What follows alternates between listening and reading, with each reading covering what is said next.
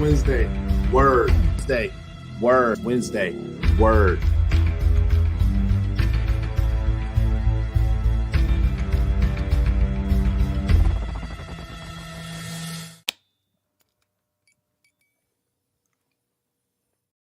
And we are live. What's going on Facebook, LinkedIn, and YouTube Live? It is your man, Coach Rowe. Today is Wednesday. I'd like to welcome you to the first row. And if it is Wednesday, you should know what that means. It's time for the Wednesday word. That's Wednesday word. Jumping straight into it. Tonight's topic is, I don't have my thing ready for some reason, change the interpretation. As always, I like to share what I mean by my topic. So what do I mean by the topic? Change interpretations. What I mean by this topic is really how we change our perspective and the perspective of others when we are willing to dive deeper into the experiences that we have, whether that's experiences, the words that we use, or the outcomes that we receive. As we dive deeper into those, we are able to understand them in a better way, or in a better and maybe in a brighter light, that allows us to change interpretations, not only for ourselves, but for others, because we're able to translate that information differently. So tonight, as always, I have three tools for the first row that I'd like to share with you when it comes to changing or change the interpretation. Let's jump straight into it. The first tool number one, when it comes to change interpretation, is remove prejudice. Now, you guys know how I am with this first rule. The first rule is always about the most important rule when it comes to the concept. So why is changing or removing prejudice so important when it comes to changing interpretation? The reason is because it's really hard to write on a chalkboard that already has writing on it. You have to kind of squeeze in where you can write if it already has writing all over the chalkboard. Maybe for those who are now in the 20th century, it's really hard to write on a touch screen pad when you've already drawn all over the surface of the pad. You have to kind of erase some things before you can move forward and add some new things to it. And so by removing prejudice, what we're doing is we're removing bias. So today's thought of the day had a lot to do with, actually, it wasn't because of the Wednesday word, just kind of where I woke up today, but I was talking about the difference between being objective, which is unbiased on a situation, or being objective about your truths, and being subjective about your truth, being very focused on your experience, only your experience. It's my way or the highway type experiences or types of truth.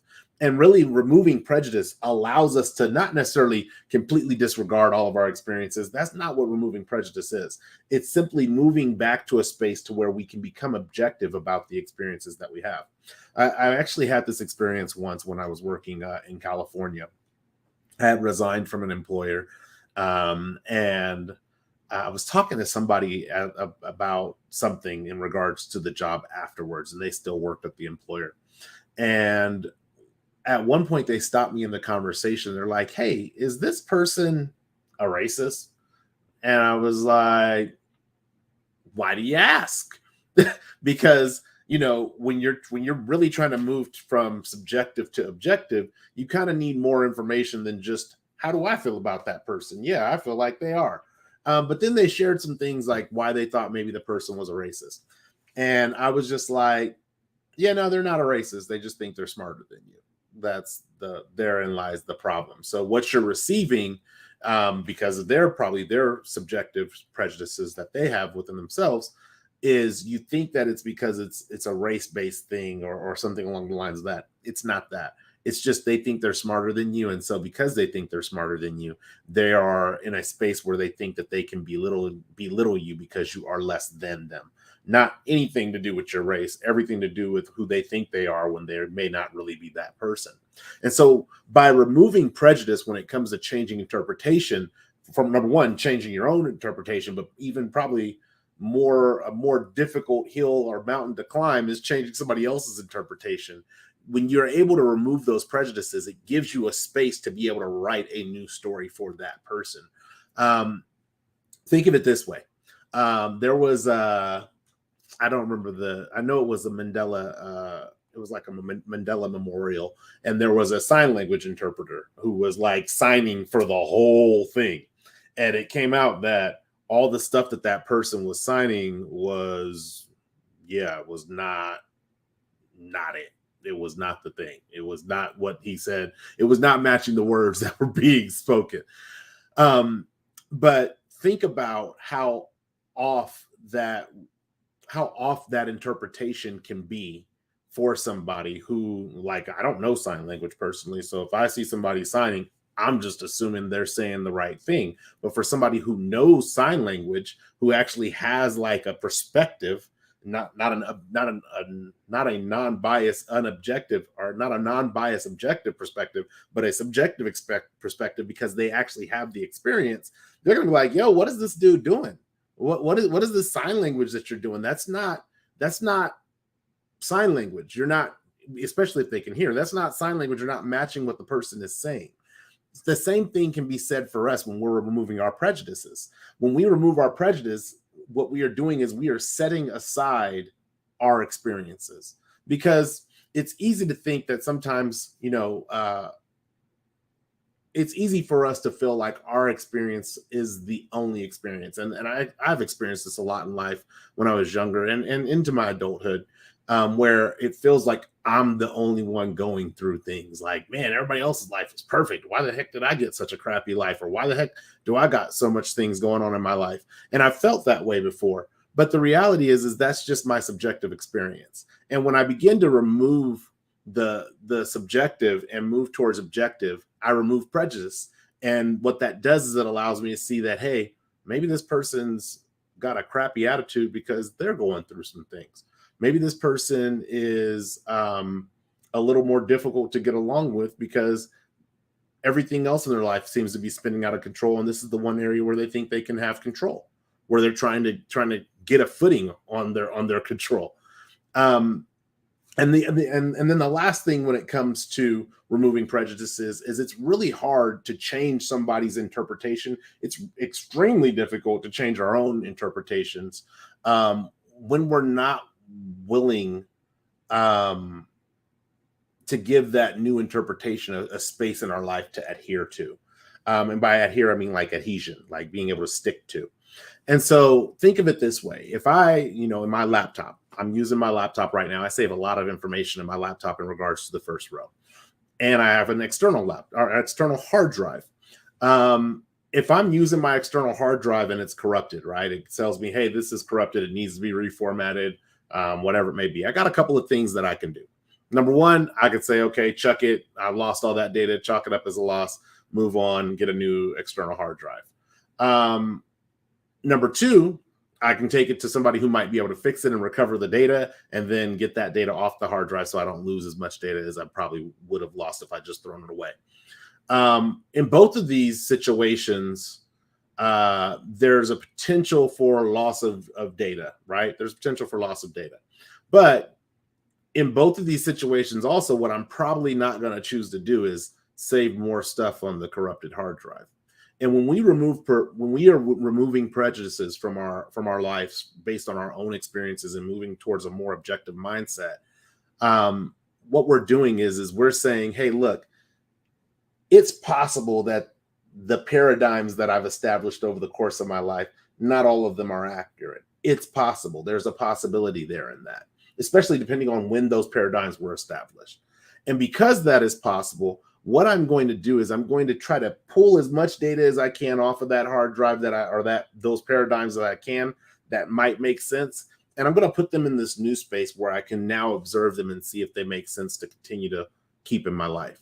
That's what removing prejudice does. And the reason, again, it's the most important tool is because it takes an extreme amount of effort and an extreme amount of work. Because I mean, I don't know about you guys, but for myself, I've been like, yo, you did me wrong. It's rap.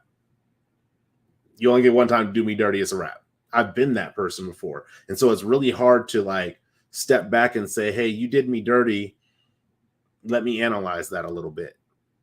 Because there's an emotional, aspect of feeling like somebody did you wrong. That's really hard to overcome and set to the side and say, yeah, granted, they did me wrong, but here are the reasons why they did me wrong. That doesn't mean that I still engage with that person. That's not what it's about. It's about understanding maybe why you no longer engage with that person. And if that is something that can change or if that is something that is permanent. So that's tool number one. Remove your prejudices if you want to be able to begin to change interpretation. Let's move to tool number two. Tool number two, when it comes to change the interpretation, is digest the experience. Now, digesting the experience, let's go back into fluency for a minute, right? Um, it is really hard. I mean, I've been really trying to learn how to speak Spanish fluently for years. I don't even know, probably over a decade that I've been trying to learn how to speak Spanish. The problem is that I've had is that as I try to digest Spanish, I try to digest it through my experience of English. And though Spanish and English have some Latin words and some similarities as far as, how adjectives are used and all that stuff, they're different languages. They're different, typically different words that are used in Spanish and English. And it wasn't until recently that I said, I need to stop thinking Spanish and English that I actually began to improve my Spanish, like my ability to have like conversational Spanish. Because what would happen is I would see table, I would say table, mesa. Mesa in Spanish means table. That's a lot of work for your brain to have to do when it comes to trying to digest the language, right? And so the reason why digest the experience is so important is because we cannot interpret and translate for others if we ourselves cannot digest an experience. Think about if somebody's speaking in Spanish to me and I'm supposed to be interpreting, right, a fluent Spanish conversation, and they're speaking at their normal pace, but I'm only digesting one word at a time. I'm going to miss probably like 4 or 5 words between mesa, table. He said table. Okay. I missed the next 4 or 5 words in regards to the table. Digesting our experience really comes down to is if we are not capable of not downloading, if we are not capable of digesting our experiences for ourselves, we're never going to be able to put ourselves in a space where we're truly going to be able to change the interpretation for others. We might be able to look up and change an interpretation for ourselves, but it's really hard if you don't understand how your interpretation of something changed for you to articulate that to somebody else so that you can then explain it in a manner in which it would be possible to change their interpretation as well. So how do we digest the experience? And really, this for me came down to like 3 specific areas about digesting experience. The first thing is no matter what area it's in, we have to learn. I don't like to tell people what they have to do. It's important to learn how to listen to what the experience is sharing. And so the very first space that we begin to digest is, again, inside of self. So again, my thought of the day today was very much about moving away from simple subjective, this is my square, I stand on it. Yeah, I have some character things that are non-negotiables. I'm not saying I'm giving up all my characters and I'm just an easy breezy, we go wherever the wind blows. That's not who I am.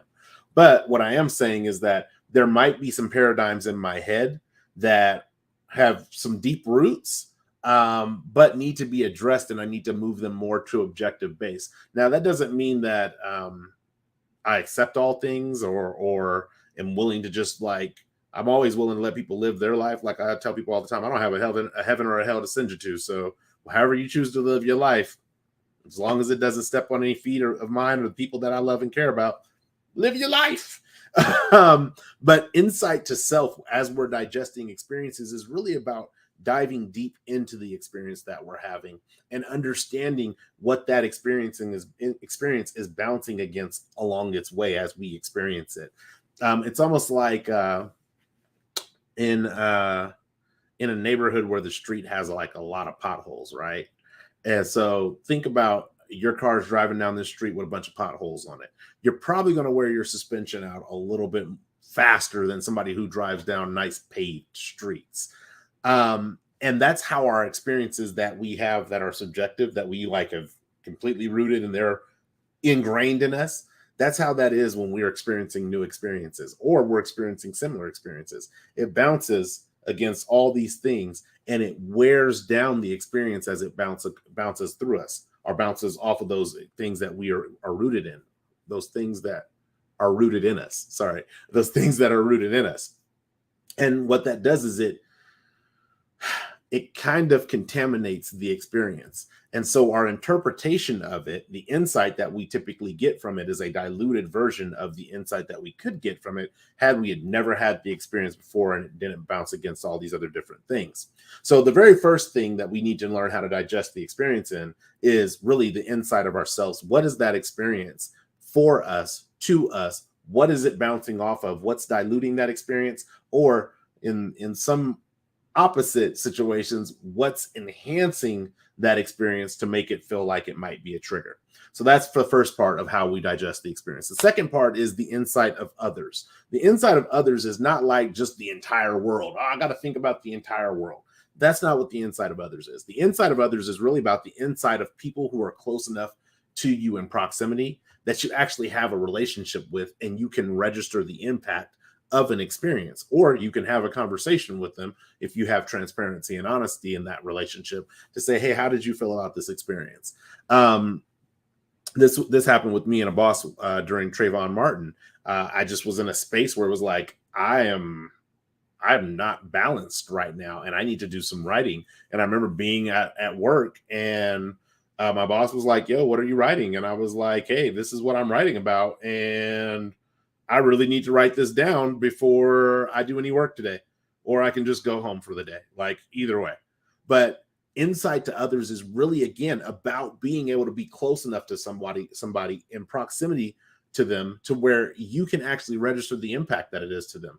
But my boss and I were not like the best of friends because of our proximity, because of our closeness, especially being coworkers. Because of our closeness, he was able to have insight to what my experience was in dealing with something in regards to Trayvon Martin. So that insight to others when it comes to people who you're close with, that is also a way you could begin to digest the experience, because what it will do is it will sometimes reveal things that you're not typically thinking about, or parts of the experience that you're not being impacted by.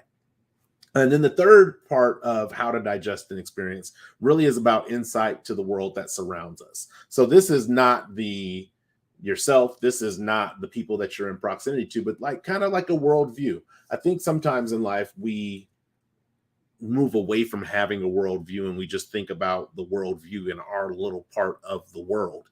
But when you start looking at like the surrounding world, like shoot, outside of the country, when you start thinking like globally versus just locally, what it does is it gives you a general sense of it doesn't give you, it allows you to hypothesize with a general sense, uh empathetically, I guess I should say empathetically, how others around the world might feel about whatever the experience is. Same boss that I had the conversation with Trayvon Martin with. I remember we were talking one day, and he was telling me that he used to do a lot of traveling, and he was like, um, people in other countries that we sometimes think don't have like running water and resources and all these things that we think are great here in America. He was like, they're no less happy than we are here in America. They don't have maybe the niceties of life, but they're not unhappy because they don't have those things. They find joy in their experience that they have. And really, when we start looking at like the inside of the world around us, or thinking globally, what we begin to make are some significant assumptions about how the experience that we have translates across the globe.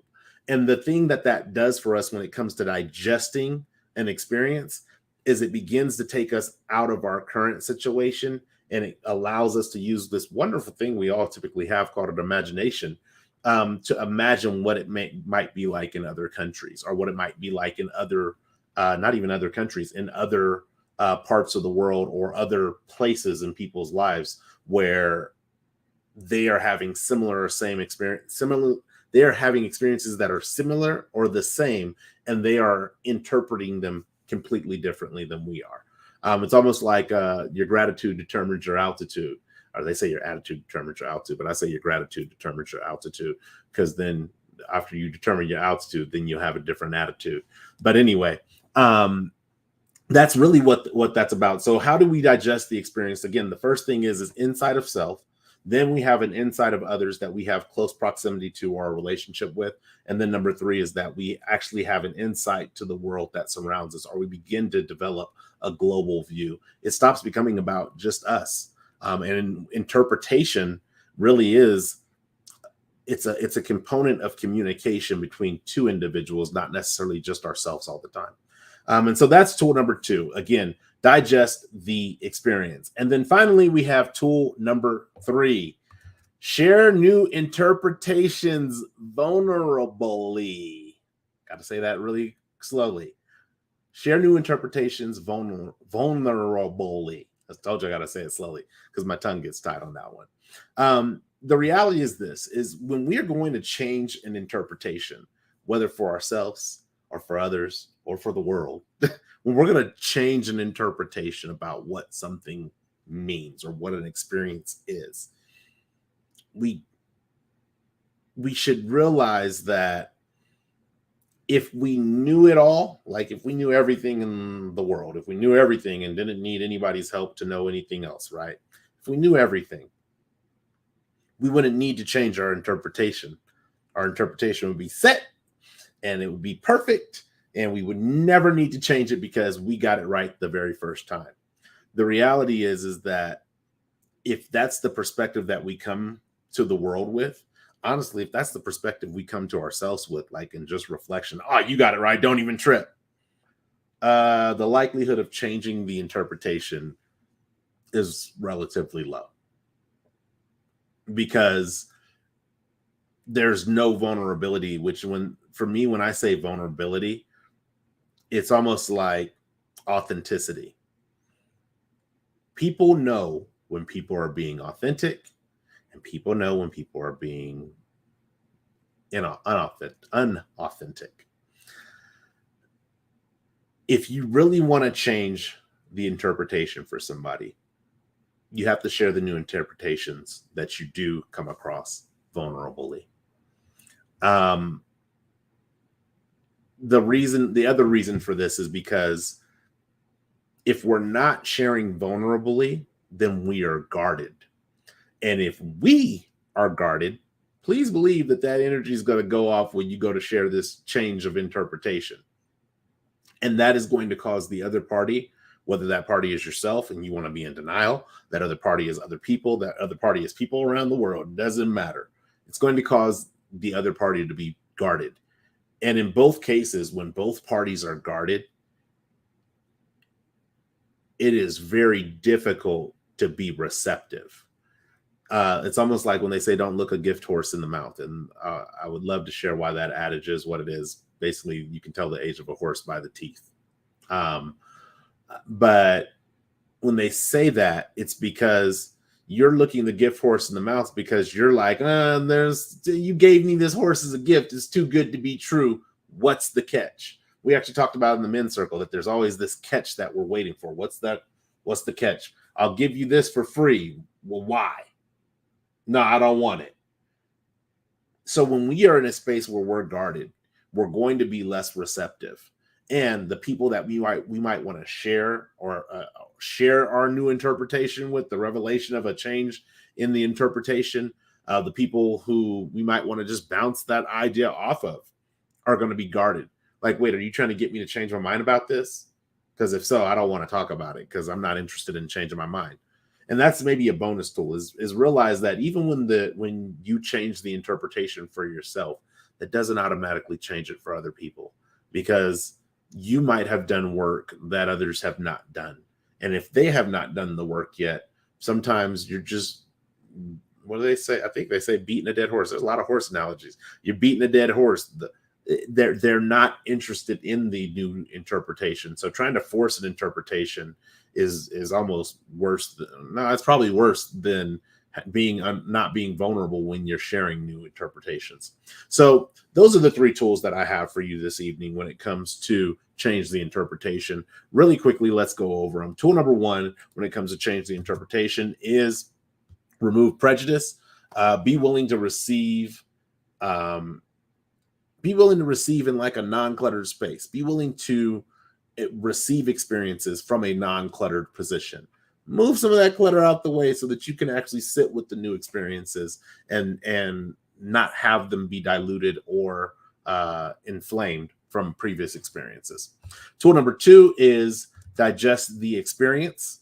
Look for self insights, look for insights from others, and also look for insights from the greater world around you. The better you get at digesting your experiences, the easier it becomes to pivot and be agile regarding changing the interpretation that you might want to change. And then lastly, tool number 3 is share the new interpretations vulnerably. If you come from a space that's guarded, you're going to receive defensiveness from others. You're going to receive defensiveness from yourself because, let's be honest, not everybody wants to change. And sometimes, even as a person who loves growth myself, I'm like, I really don't want to change. So share the new interpretations that you do receive vulnerably, and that will help you in changing the interpretation, not only for yourself, but also changing your interpretations for others. As always, with the Wednesday Word, I like to share something like a personal story that kind of got me thinking about this topic and really honed me in on this particular topic. And this topic actually came up. I can't even remember what day of the week. I don't remember if it was this weekend. It came up at some point within the last 7 days. But it came up, and I call this particular story listening openly. I don't know why the Lee words are tongue-tying me tonight, but listening openly. And really, the reason I began thinking about changing interpretations was because I was listening to this song. I was sitting down at the laptop and I was working, and this song came on. It's a song called Teach Me. It's by Music Soul Child. And the song came out in 2000, I think, when I looked it up, like 2007 or 2000. I think it was 2007. And I'm listening to this song, and like all of a sudden, like as I'm listening to the words, now I know every word to this song, but as I'm listening to the words of this song, I get extremely emotional and like tears start coming out of my eyes. And I remember the very first phrase says, I was taught the true definition of a man was to never cry. Here I am with tears coming down my face. Work till you're tired, got to provide.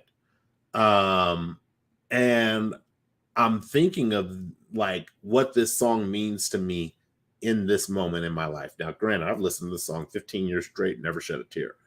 But I'm thinking about what this song means to me in my life as it is right now, being married, the challenges that come with being married, and some of the struggles that I have in regards to allowing my wife, and that sounds strange, but allowing my wife to simply just love me. And so I'm listening to it. I hear the song. I get through the song, and I'm really just reflecting on what the song just said. Like I actually stopped working for a little bit and just was reflecting on what the song said. And I said, you know what? I'm going to send this song to my wife. And I said, hey, here's your song for the week. Teach me. Send it to her. And she listens to the song, and she knows the song just like I know the song.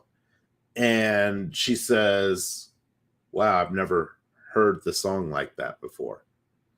Now, did the words change? No. Did any of our experiences prior to this moment change? No. It was a willingness, though, to digest the song from a different space. And it started with, like I said, how do you digest an experience? It started with a self-insight, realizing my struggles with love have come from not just because, people are not necessarily always good people when they love you and then don't love you, but my struggles from love also come from my own internal struggles with being loved. Like, let me say that again. My struggles with love come from my own internal struggles with being loved. Now, I love me. That's the wonderful thing, is I absolutely love me. I tell people all the time, I enjoy my company. I like my isolation. I like my time alone. I don't ever feel like if I'm alone, like, oh my God, I need to go and be around people. I don't ever really feel like that. But realizing that my struggles with love come from my struggles with being loved, I was able to hear that song in a different context and digest it for myself. And then understanding the proximity, obviously with a husband and wife, there's an extreme proximity.